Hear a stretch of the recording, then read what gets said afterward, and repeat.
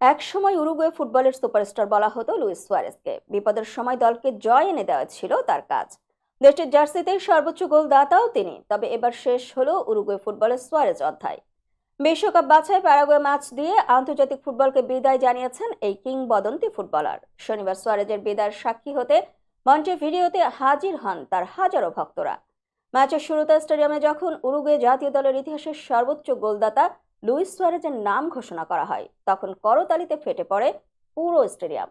খেলা চলাকালে তাকে উদ্দেশ্য করে গ্যালারিতে বারংবার লুচো লুচো স্লোগান ওঠে। 2007 সালে ফেব্রুয়ারি অভিষেকের পর দেশের জার্সিতে 143 ম্যাচে তিনি 69 গোল করেছেন। প্যারাগুয়ের বিপক্ষে জয় পেলে হয়তো তার বিদায়টা আরো সুন্দর হতো, কিন্তু শেষটা রাঙাতে পারেননি তিনি। প্যারাগুয়ের বিপক্ষে ড্র হয়েছে ম্যাচটি। সুয়ারেজের বিদায়ে মাঠে উপস্থিত ছিলেন তার পরিবারের সদস্যরা। গ্যালারি ভর্তি সমর্থকদের অভ্যর্থনার বিপরীতে শেষবার জাতীয় দলের জার্সি পরে নেমে কাঁদলেনও সপরিবারে।